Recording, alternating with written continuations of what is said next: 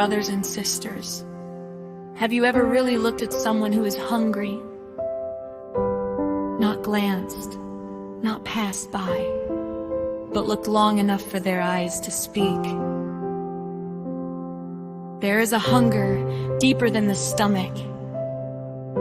It is the hunger of not being seen, not being cared for, not belonging. In today's gospel, the disciples see a problem: numbers, time, logistics. Too many people, too little food, too late in the day. Jesus sees something else. He sees people. St. Mark tells us his heart was moved because they were like sheep without a shepherd. That same crowd is still with us at traffic signals, at tea stalls, outside shops and church gates. Children knocking on car windows, elderly hands stretched out, young lives carrying burdens too heavy for their age. Sometimes we are unsure, sometimes suspicious, sometimes overwhelmed. But one thing remains true. Jesus sees them. And when Jesus sees, his heart is moved. The church too faces a quiet temptation to turn inward, to become busy with buildings and budgets, plans and programs, accounts and security. All these have their place, but a question presses on the conscience. When does stewardship become hoarding? When does prudence become fear? When do we protect the institution while Christ waits hungry at the door? The disciples offer a sensible solution. Send them away. Let them fend for themselves. We do not have enough. And then Jesus speaks words that still unsettle the church. You give them something to eat. Not later. Not when it is convenient. Not when the numbers add up. You give. The disciples think in wages and costs. Jesus asks a different question. What do you have? 5 loaves, 2 fish, almost nothing. Yet Jesus does not begin with what they lack. He begins with what they have. They bring it, and he receives it. The fathers of the church understood this well. St. John Chrysostom reminds us that the disciples held nothing back, and that Christ accepts even the smallest offering, not because it is sufficient, but because it is given. Jesus could have created bread from nothing. Instead, he chooses to work through inadequate gifts placed into his hands.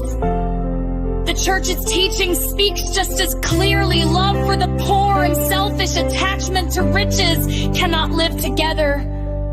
What we possess is entrusted to us under the law of charity and the common good. St. Basil the Great puts it bluntly: the bread kept in our cupboard belongs to the hungry, the coat unused belongs to the cold, the money hoarded belongs to the poor. These are strong words, uncomfortable words, gospel words.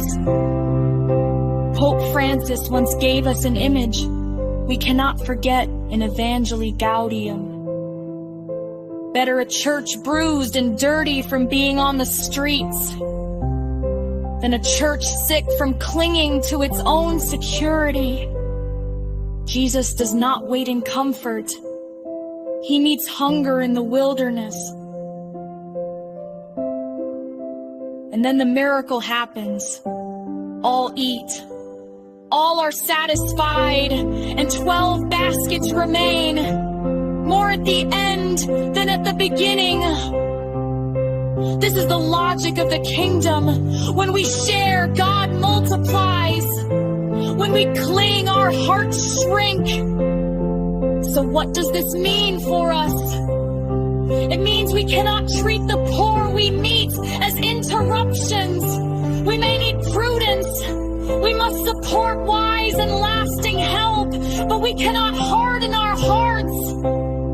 We can choose small, faithful acts, setting aside part of our income as our 5 loaves and 2 fish, supporting parish outreach and Catholic social services, carrying simple food or small help, offering dignity, a look, a word, a blessing. All of this leads us to the Eucharist. Here again, Jesus takes, blesses, breaks, and gives. 1 bread for many, 1 cup for all. At the heart of everything he does is 1 quiet proclamation. Dilexite, I have loved you. Spoken to the crowd, spoken to the poor, spoken to each of us.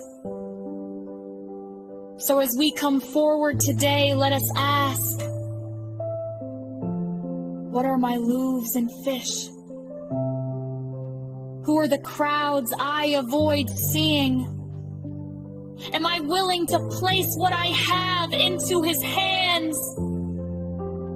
The promise of the gospel is this: when we entrust even our little to Jesus, he does more than we could ever plan or imagine.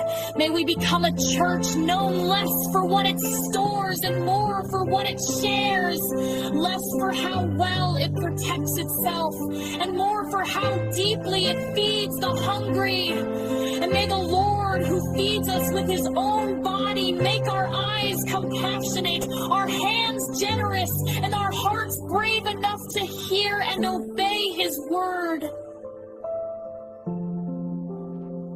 You give them something to eat.